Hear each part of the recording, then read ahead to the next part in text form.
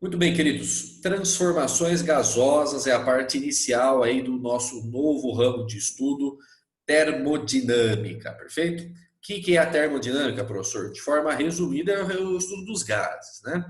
Sei que você já estudou um pouquinho disso também lá em química, tem alguns conceitos que são muito parecidos ou iguais, tá? Então a gente estuda os gases, as propriedades dos gases, as transformações de energia associada a esses caras aí, tudo associado a esse estado da matéria muito importante para nós, que são os gases. O fato é, pessoal, que os gases eles têm algumas características que são só deles, né? Você pega, por exemplo, um gás, 1 litro de gás, quando você coloca numa piscina, ele vai ocupar todo o volume do recipiente de uma forma igualitária. Você pega esse mesmo litro de gás e coloca numa sala de aula, você coloca numa seringa, né? Ele vai ocupar o volume do recipiente. Você pode ter 1 litro de gás num espaço muito grande ou num espaço muito pequeno. Como que a gente faz para colocar 10 litros de gás numa seringa? A gente aumenta a pressão, né?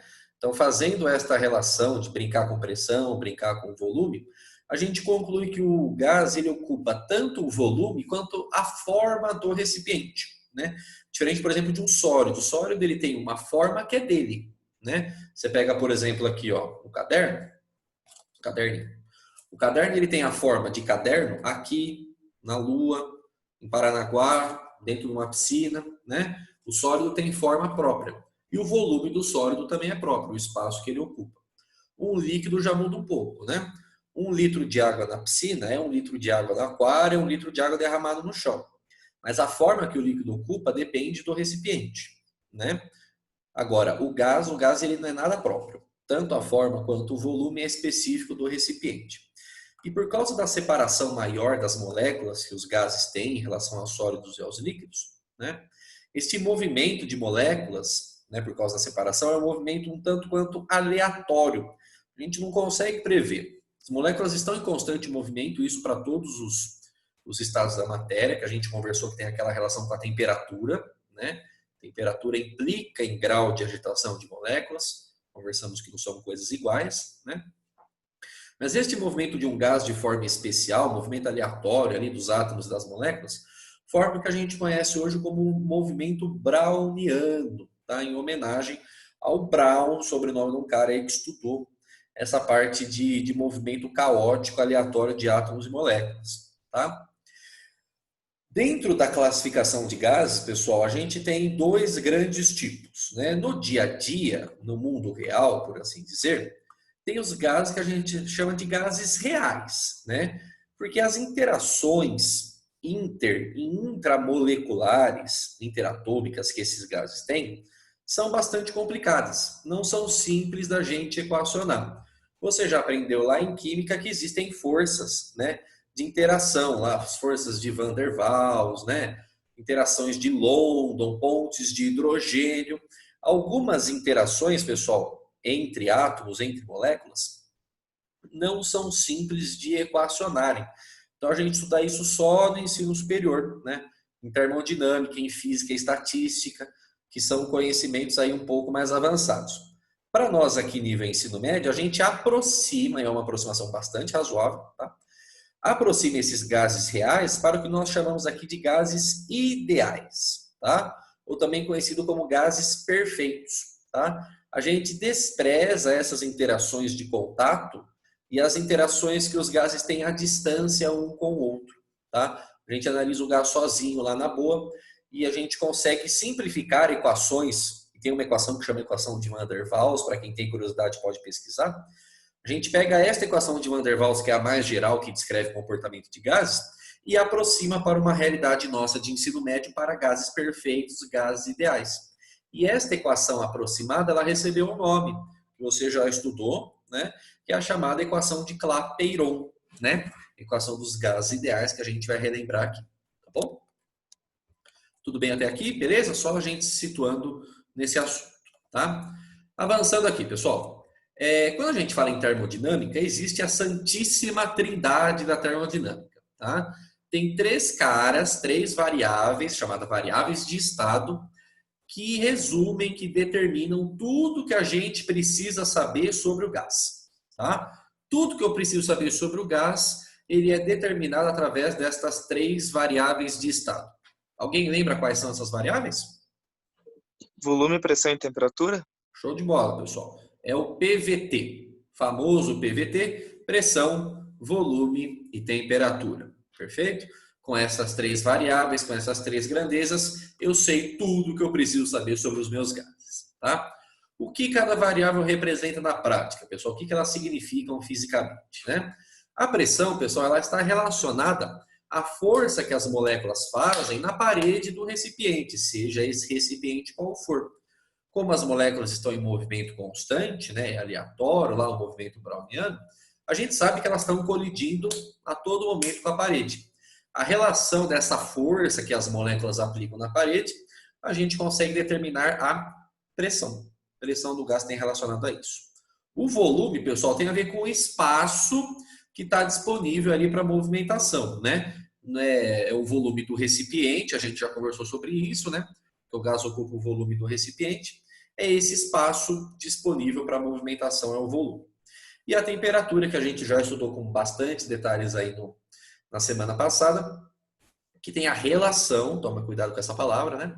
Temperatura com a relação do grau de agitação molecular com a energia cinética das moléculas. Aumenta a temperatura, forneço mais energia, mais agitação molecular.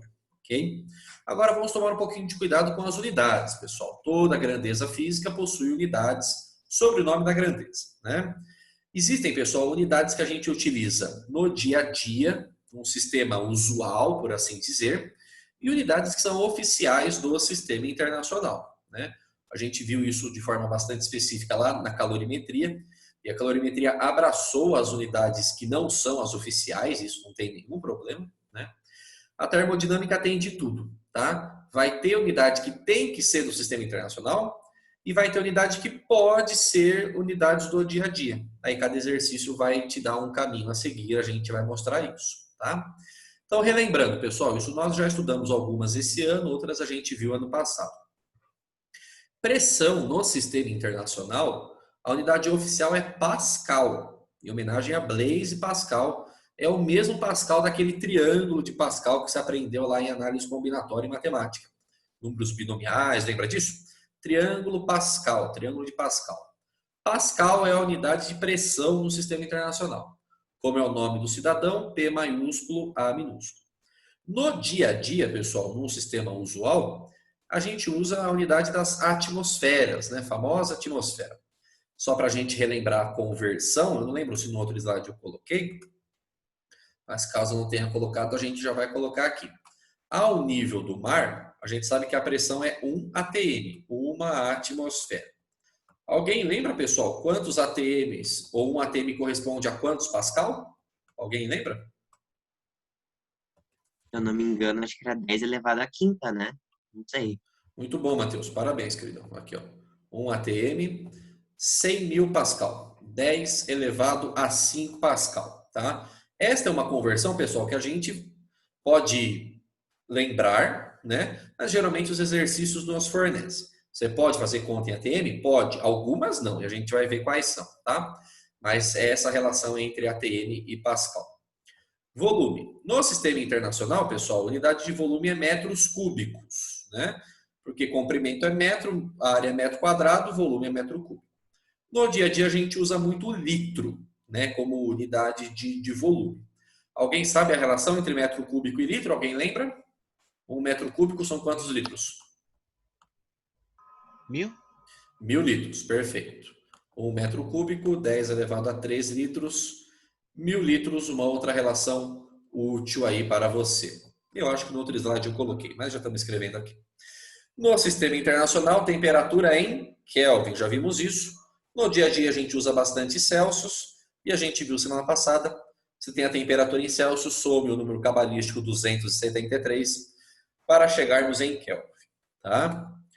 Aí sim, pessoal, chegamos na equação que reúne, né, estas variáveis de estado numa única amostra, chamada equação de Clapeyron, equação dos gases perfeitos, equação dos gases ideais, né? Famosa equação, pus a vara no rabo do tatu. Tá aí. Pus a vara no rabo do tatu, PV igual a nRT. Pressão vezes volume é igual ao N, que a gente vai falar o que é, ao número R, que a gente vai falar o que é, vezes a temperatura T. Pus a vara no rabo do tatu, equação clássica que sempre aparece aí. Tem algumas outras frases um pouco indecentes aí, mas, né, vocês conhecem aí, vocês podem, importante vocês lembrarem, tá bom, pessoal? Você quer falar qualquer outra frase aí, lembrar, não tem nenhum problema, tá? Eu falo essa que é uma frase um pouco mais vegetariana, tá? Mas vocês conhecem outras aí, tá bom? O que é o número N, pessoal? N é o número de mols da amostra, tá? Resgatando um conhecimento aí mais da química, número de mols da amostra é esse valorzinho N que a gente tem que colocar ali na continha, tá? No simulado, pessoal, da variação diagnóstica, do segundo ano, era a prova do segundo ano, eu olhei, que a gente vai fazer semana que vem uma trilhazinha aí de recapitulação de conteúdos que passaram, já montei a trilha de vocês sobre eletricidade e tal, selecionei os exercícios que vocês tiveram mais dificuldade na prova, semana que vem vocês vão ter acesso a isso. Tinha uma questão que englobava essa ideia aqui da equação de Clapeyron, mas ele não dava para nós o número de mols, tá? Ele dava a massa da amostra e dava a massa molar, a massa de 1 mol, né, daquele gás. Então, se você lembrar dos conceitos de química, você vai lembrar disso que eu vou te falar agora. O número de mols N, que pode ser cobrado dessa forma, é a relação entre a massa da amostra específica dividido pelo emão, que é a massa molar, tá bom? Massa molar está tabelado na tabela periódica, né? Tem a ver lá com o número de massa, né? Que é prótons mais nêutrons, você já aprendeu isso. E a massa emínio é a massa específica da amostra de gás que você está estudando. Pode ser cobrado dessa forma o seu número de mols, tá bom? Massa da amostra dividido pela massa molar. Agora, pessoal, o R é um cara fabuloso, tá? R é a chamada constante universal dos gases, tá bom? Perceba o nome desse cara, pessoal. É constante. É um número. Ele não muda, criança, tá? É constante. O valor da constante, pessoal, a gente consegue fazer na raça, e você pode tirar 41 segundos para fazer essa conta depois, eu não vou fazer aqui, mas você há de lembrar uma coisa. Vamos ver quem lembra, quem é bom de química. Existe uma constante famosa, né? Quando você fala assim, ó, 1 mol, 6,02 vezes 10 elevado a 23 moléculas, não é assim?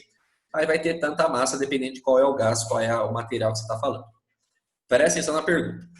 1 mol de gás ideal nas condições normais de temperatura e pressão ocupa que volume? Alguém lembra disso? 1 mol de gás ideal. 1 litro? Não é 1 litro. Nas condições normais de temperatura e pressão. Quanto ocupa de volume? Antes de falar o volume, vamos relembrar. O que é CNTP? Condição normal de temperatura e pressão. Qual é a temperatura e qual é a pressão? Alguém lembra? Pressão é 1 atm. Pressão é 1 atm. Temperatura eu não lembro. Temperatura é 0 Celsius. Tá bom, pessoal? Então, qual que é a conta que você tem que fazer? Você coloca no lugar da pressão 1 atm ou 10 a quinta pascal. Número de mols, 1. A constante a gente calcula, que a gente quer mostrar de onde vem. A temperatura é o 0 Celsius ou 273 Kelvin, né?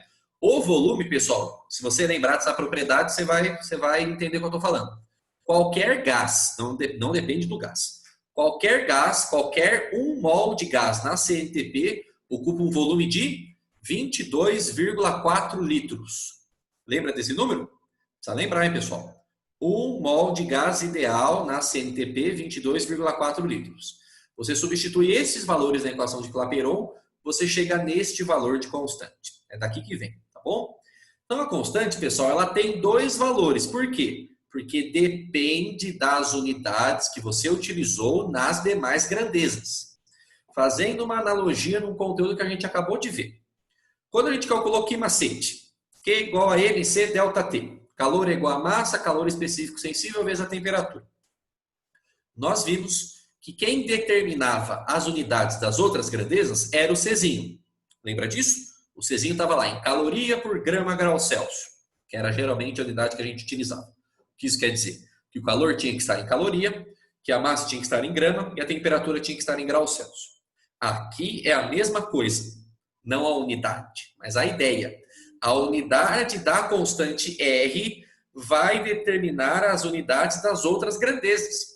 Então, de bater o olho nesse cara, você já sabe que unidade tem que estar as outras, pessoal, facilita a sua vida. Tá?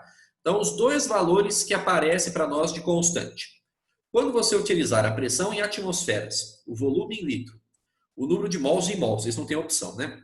E a temperatura em Kelvin, a sua constante tem esse valor, 0,082, que eu confesso que é a mais utilizada, apesar de não ser das unidades do sistema internacional. No sistema internacional, com a pressão em Pascal, o volume em metro cúbico, e as outras unidades não mudando, a constante R fica 8,31, tá? É só um ajuste aí de casas, tá? Então é assim, professor, tem que decorar a constante? Não. A primeira constante a gente vai fazer bastante exercício, às vezes a gente acaba lembrando. Mas o mais importante da constante, pessoal, é você bater o olho nas unidades. A unidade da constante R determina as unidades das outras grandezas, tá bom? Outro detalhe importante. Perceba que nas duas constantes o valor muda, mas tem uma unidade que não mudou, né? O mol não tem outra, nem para colocar, né? Agora, a temperatura teria graus Celsius, né? Existe. Mas percebe que ele sempre está colocando aqui Kelvin. Aí a pergunta que eu te faço é: por que a termodinâmica só permite temperaturas em Kelvin? Coisa que a calorimetria permite ser em Celsius. Por que a termodinâmica só deixa ter temperatura em Kelvin? Pessoal, alguém tem alguma ideia?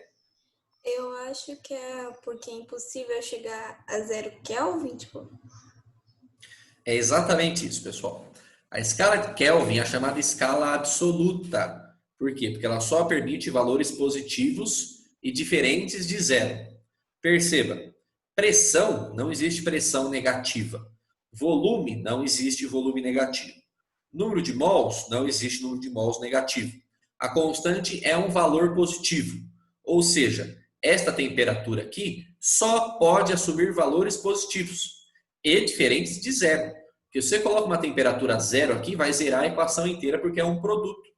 E a única escala de temperatura que permite esses valores é a escala Kelvin. Então, galera, presta atenção. Pode usar ATM? Pode. Pode usar litro? Pode. Mas Celsius não podemos usar na termodinâmica. Não dá certo. Seja na equação dos gases ideais, na equação geral que a gente vai ver, na primeira lei, não interessa. Só dá certo termodinâmica com temperatura em Kelvin, sob o 273 de cara. Não caia na tentação de usar Celsius em termodinâmica, que você vai perder o exercício. Tá bom? Ah, mas eu converto depois o resultado final. Não. Tem que converter antes para fazer a conta. Cuidado, hein? Cuidado com isso. Já vi muita gente perder exercício por causa disso.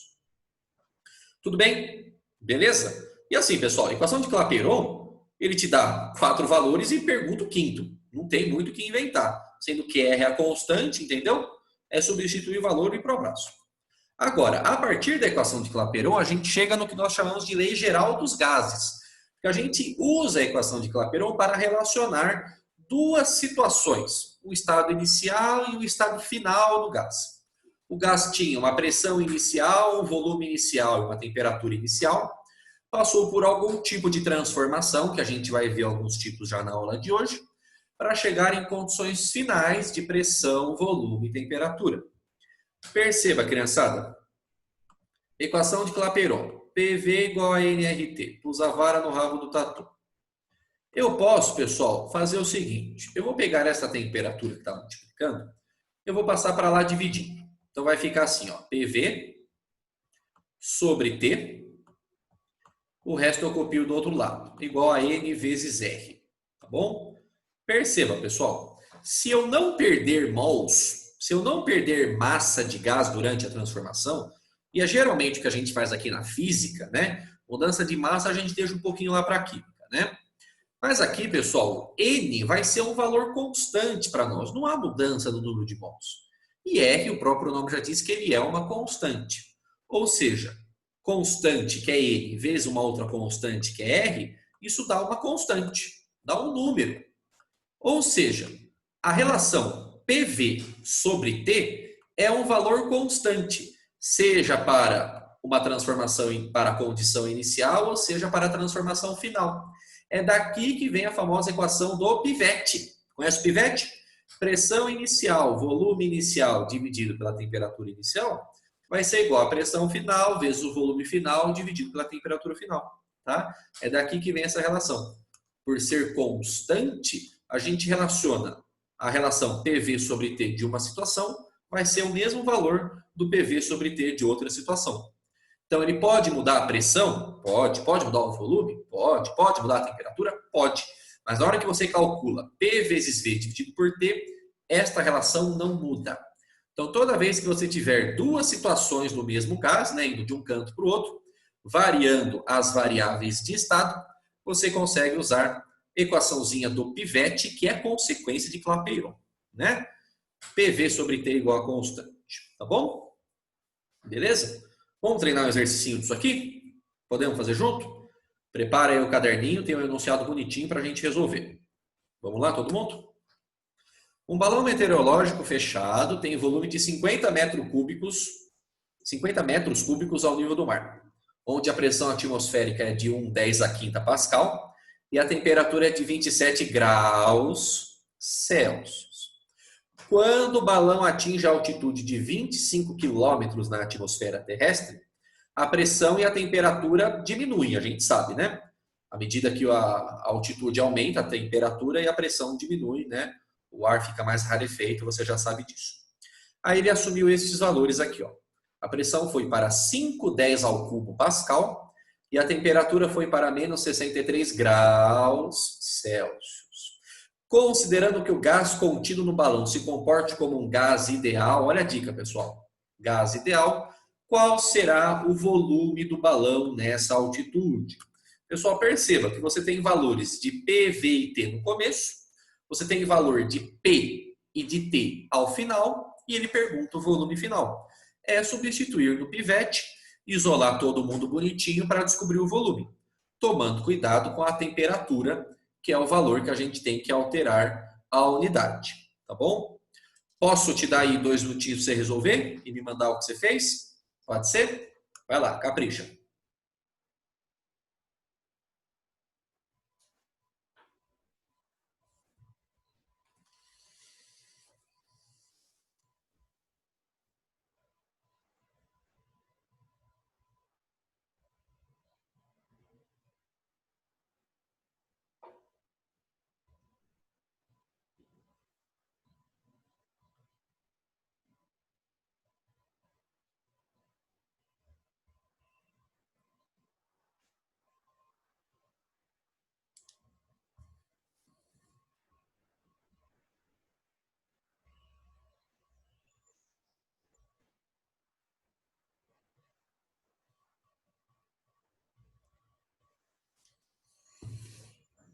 Deu aí, pessoal?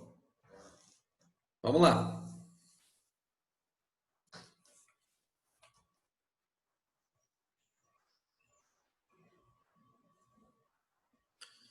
Já tem resposta chegando, deixa eu ver quem me mandou, se acertou. Opa, tem resposta certa aqui, ó.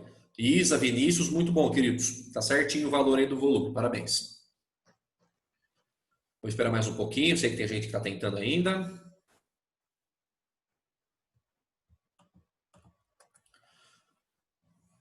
Perceba, pessoal, não estou mostrando a resposta, só estou organizando os dados aqui enquanto você termina de fazer as continhas.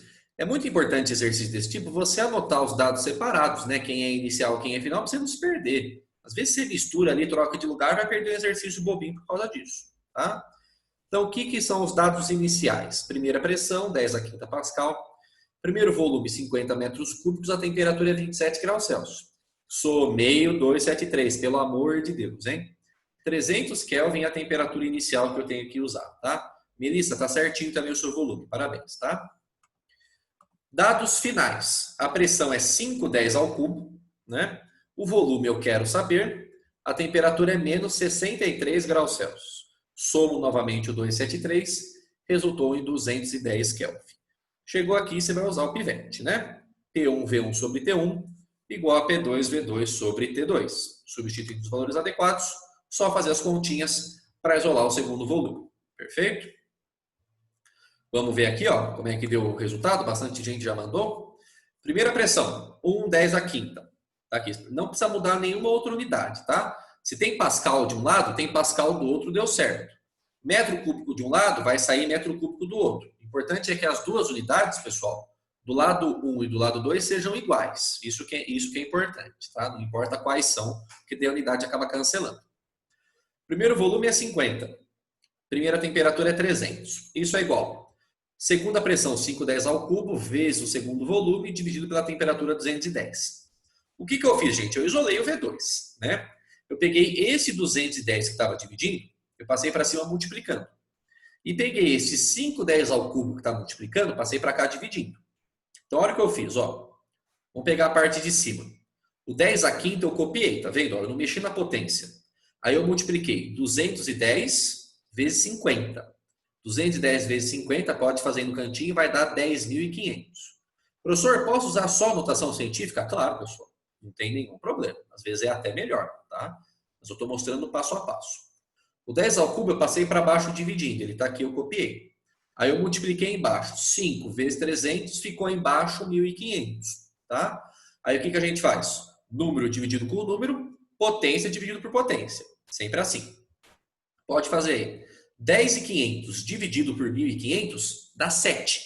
Exatamente 7. 10 à quinta dividido por 10 ao cubo dá 10 ao quadrado, né? Que você subtrai os expoentes. 5 menos 3, 2. 7 vezes 10 ao quadrado é mais conhecido como 700, né?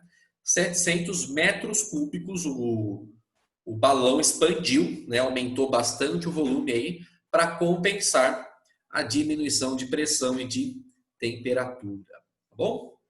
Tá aí. É continha, né, pessoal? O único cuidado que tem que ter é com a unidade da temperatura, que sempre tem que ser Kelvin. E se você tiver mesmas unidades de pressão, de volume, de um lado e do outro, vai dar certo. Pode ser ATM, pode ser milímetro de mercúrio, pode ser centímetro cúbico para volume, não tem nenhum problema. O que importa é que as mesmas unidades se repitam dos dois lados. Tudo bem? Só tomem cuidado com as continhas. Quem chegou em algum resultado diferente aí, tá? Depois revê o passo a passo para ver se descobre onde teve o probleminha, tá bom? Beleza? Podemos avançar? Agora, pessoal, a gente vai ver alguns tipos de transformações gasosas específicas, tá? A primeira transformação que a gente vai ver aqui é a chamada transformação isobárica, tá? Tem algumas transformações que são bem famosas que aparecem, tá? Então, perceba os nomes, pessoal. Iso tem a ver com isonomia, com igualdade, né?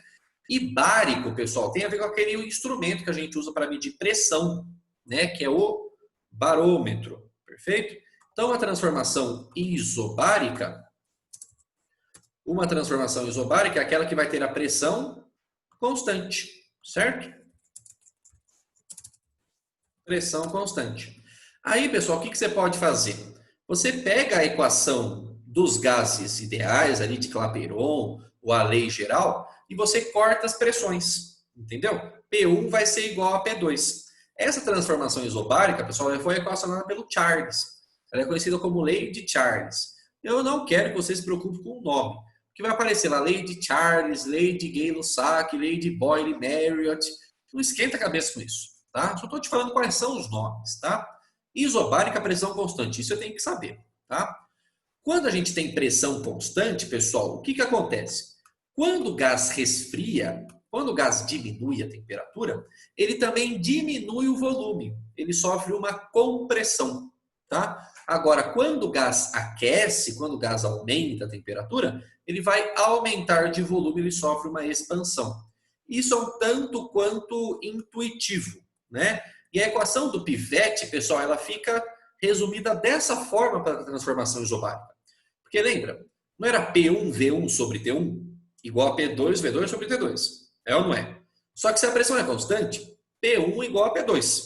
Passa a vara nas pressões, sobrou só esse cara.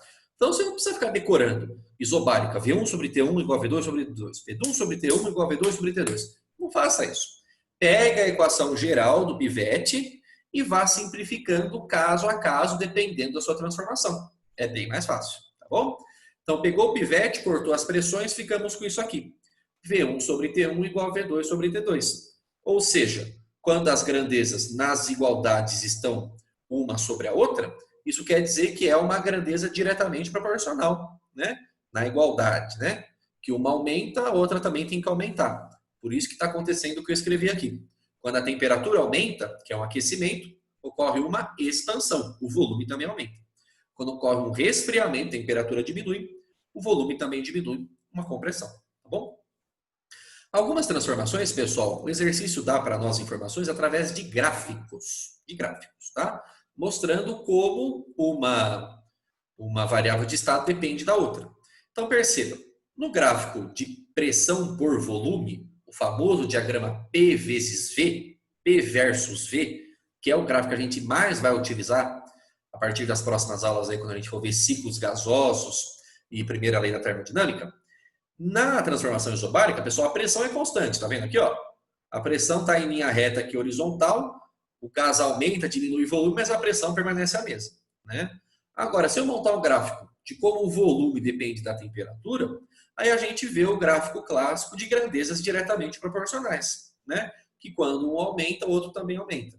E sempre na mesma proporção, né? Porque perceba, se eu tinha um gás com 100 Kelvin, o volume era um certo V. Não importa quanto é, esquenta a cabeça, tá? Se eu dobro a temperatura para 200 Kelvin, o volume também dobrou para 2V. Tá vendo? Quadrupliquei a temperatura para 400, quadrupliquei o volume para 4V. Sempre na mesma proporção. Tá bom? Essa transformação isobárica, vira e mexe, aparece aí para nós. Pressão constante. Próxima transformação, pessoal. Agora a temperatura vai ser constante. Então o nome dela é isotérmica. Temperatura constante, certo? O cara que equacionou essa transformação foi o Boyle, foram dois, né? O Boyle e o Marriott. Lei de Boyle e Marriott. O que acontece em uma transformação isotérmica, pessoal? Agora a gente vai dar uma trocada. Agora vai ter grandeza inversamente proporcional. Percebam. A equação não era PV sobre T? Era ou não é? Então, T1 igual a T2, porque é isotérmica, né? Temperatura constante cancela. Então, a equação fica assim. P1 vezes V1 igual a P2 vezes V2. Então, agora, pessoal, eu vou ter grandezas inversamente proporcionais. Se a pressão aumentar, é como se eu estivesse esmagando o gás. Então, vai ocorrer uma compressão. O volume diminui. Percebe? Não tanto quanto intuitivo isso também. Pressão aumenta, eu estou esmagando o gás, ocorre uma compressão. Agora, se a pressão diminui, é como se eu tirasse ali o êmbolo da minha seringa. O gás consegue se mover com mais espaço, mais livre, acontece uma expansão. Tá?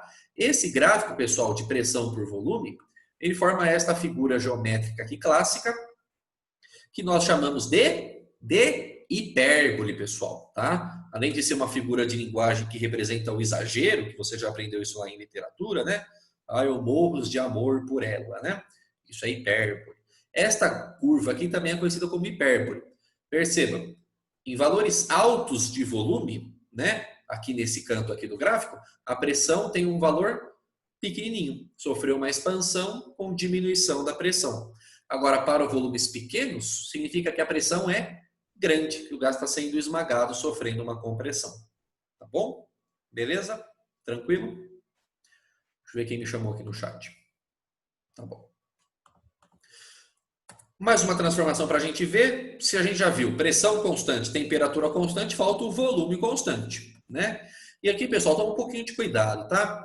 Não com a conta em si, mas com os nomes, porque a gente tem 3 nomes possíveis para a transformação com o volume constante, tá? Pode ser isovolumétrica, pode ser isométrica, também pode ser isocórica, tá? Então, dependendo do humor do vestibular lá, da questão, pode aparecer qualquer um dos termos.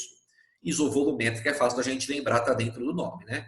Mas pode aparecer uma isocórica, né? Que não tem muito a ver a palavra com o volume, tá? Então fique esperto aí para você não confundir quem é quem, tá? A lei, pessoal, da transformação isovolumétrica é a lei de Gay-Lussac, tá? O que a lei de Gay-Lussac pegou? Pegou o PV sobre T e cortou os volumes. Você percebe, pessoal? É a mesma equação simplificada. Pegou V1, cortou com V2. Aí ficou P1 sobre T1 igual a P2 sobre T2. Mais uma vez, a gente tem grandezas diretamente proporcionais. Se a pressão aumenta, a temperatura também aumenta, ocorre um aquecimento. Se a pressão diminui, a temperatura diminui, ocorre um resfriamento. Perceba pelo gráfico aqui, ó, de como a pressão depende da temperatura, tá vendo? É uma reta. Temperatura aumenta, pressão aumenta na mesma proporção. Se você pega um gráfico de pressão por volume, que é um gráfico que a gente usa mais em relação aos outros, o volume é constante, tá vendo? Ó, ele está mudando a pressão, ou aumentando ou diminuindo, dependendo da circunstância. Mas o volume aqui, no caso V0, é um volume constante. Os gráficos mais importantes, repito, pessoal, para você saber, são os gráficos PV, pressão versus volume. Porque estes gráficos vão ter um outro significado físico que eu trato na aula que está gravada, no videozinho gravado que eu mandei para vocês no iClass. Vocês precisam assistir terminando essa aula aqui, tá? Assista lá, porque o gráfico PV, ele traz outros significados aí para nós no cálculo do trabalho, tá bom? No slide eu falo aqui sobre trabalho, mas como está falando lá no vídeo, eu não vou precisar investir muito tempo aqui, tá? Mas só para relembrar, pessoal, trabalho é uma medida de energia. Isso você tem que lembrar. Trabalho é uma medida de energia. É uma medida de energia para quê, professor? Associada a um processo mecânico. A gente viu quando a gente reviu, quando o review ficou meio estranho, né? Quando a gente reviu o conteúdo de primeiro ano, né, mês passado, a gente calculou o trabalho, lembra? Força vezes deslocamento, né? O processo mecânico envolvido no conteúdo de primeiro ano era o deslocamento. Agora, no conteúdo de segundo ano, pessoal, o trabalho está associado a uma energia para o gás variar o volume, entendeu? Para acontecer uma expansão ou para acontecer uma compressão. Esta equaçãozinha que eu coloquei aqui para você, pessoal, é a mais comum da gente calcular o trabalho, não é a única, eu vou te explicar por quê. Esta equação, pressão vezes variação de volume, tá? E a gente consegue mostrar de onde essa equação vem, tem um tempinho depois a gente mostra, como a gente está num ritmo mais forte aí, né? Em relação ao segundo ano, a gente já te dá a equação pronta. Esta equação P delta V, pressão vezes variação de volume, você só pode usar para transformações isobáricas. Eu vou até escrever aqui. Só pode usar para a transformação isobárica. O que é isobárica, professor? Pressão constante, tá? Quando a pressão não for constante, como é que você vai calcular o trabalho? Aí você vê o vídeo que eu te mandei lá, tá? Se a gente vai aprender nesse vídeo como calcular trabalho de transformações gasosas quando a pressão não é constante. Quando a pressão for constante, manda direto P delta V. Aí perceba como os sinais se encaixam, pessoal. Olha que coisa linda, mas cheia de graça. Quando o gás se expande, ele aumenta o volume. É razoável isso para você? Então, a variação de volume é um número positivo. Como a pressão é sempre um número positivo, a gente já conversou sobre isso até na aula de hoje, não existe pressão negativa, o trabalho vai ter que ser positivo. O trabalho acompanha sempre o sinal da variação de volume. Ou seja, o gás expandiu, aumentou o volume, trabalho positivo. Este gás realizou o trabalho. Ele que gastou energia para se expandir, tá bom? Agora, quando o gás ele é comprimido, pessoal, o gás não se comprime sozinho, né? Ele precisa de um agente externo. Então, a gente fala que o gás recebeu o trabalho, né? Quando o gás realiza o trabalho, a gente chama isso de trabalho motor, porque foi o gás que fez, o gás realizou o trabalho. Agora, quando o gás é comprimido, ele diminui o volume. Então, a variação de volume é negativa. Para acompanhar o sinal, o trabalho também é negativo. O professor, tem energia negativa? Tem. A gente já tinha conversado sobre isso no bimestre passado, né? Nessa situação, na prática da termodinâmica, a gente fala que o gás recebeu o trabalho. A gente chama isso de trabalho resistente. É alguém que foi lá e esmagou o gás. Só que tem um detalhe, pessoal. Só há realização de trabalho pelo gás, só há gasto ou ganho de energia pelo trabalho quando há variação de volume. Olha aqui, ó. Só há trabalho quando há variação de volume. Ou seja, em uma transformação isovolumétrica, em uma transformação isométrica, em uma transformação isocórica, que é a mesma coisa, não há variação de volume. Portanto, o trabalho é zero. O gás não realiza nem recebe trabalho quando ele não varia o volume. Parece que é uma informação inocente, mas tem muito exercício que vai cobrar essa propriedade. Transformação isovolumétrica, o gás não realiza trabalho. Tá bom? Beleza, bonitos? Por hoje é isso então, tá? Reafirmo, retomo meu convite para você assistir o videozinho lá, 10 minutinhos você mata aquele vídeo. Mais detalhes sobre o trabalho, especialmente como calcular o trabalho quando a pressão varia, como se diz lá no interior, né? Assiste lá o vídeo com calma, vai ser importante para você, para a gente conseguir avançar na parte de primeira lei, na parte de ciclos gasosos aí. Tá bom, meus lindos? Agradeço a sua presença, a sua participação. Qualquer coisa, só dá um toque aí pelo e-mail, a gente vai batendo um papo, a gente vai se ajudando sempre no que for necessário. Contem conosco, tá bom? Beijinho de luz, se cuidem. Tamo junto, hein? Valeu. Até mais. Prof, eu Fala, só tenho gatinho. uma dúvida. Pode falar. Quando que usa aquela primeira fórmula que você mostrou? Qual a primeira fórmula? É o PV igual a nRT. Equação de Clapeyron. É assim, pessoal, na prática, para tudo. Para nós do ensino médio, todos os gases vão ser gases ideais, gases perfeitos. Pode tacar direto PV igual a nRT. De forma assim mais precisa, é uma aproximação de sistemas que são reais. Mas assim, no exercício de gás, pessoal, pode usar sim PV igual a nRT, tá? É para gases perfeitos, gases ideais, mas que para nós do ensino médio é uma aproximação de todos. Então, pode usar sem medo de ser feliz, tá bom? Na prática vai ser assim. Então, tipo, se ele dá só os dados assim, sem inicial e final, eu uso isso daí. Daí, se for inicial e final, eu uso o pivete. Perfeito. Clapeyron, ele descreve um estado específico de um gás. O pivete, sendo consequência de Clapeyron, relaciona dois estados, inicial e final, que aí você... É a mesma equação escrita de uma outra forma, né? Avaliando aí sim dois estados. Então, viu inicial e final, pivete. Um cara específico é Clapeyron, tá bom? Entendi, prof. Muito obrigada. Valeu, bonitos. Se cuidem. Tamo junto. Até mais. Tchau, tchau. Tchau.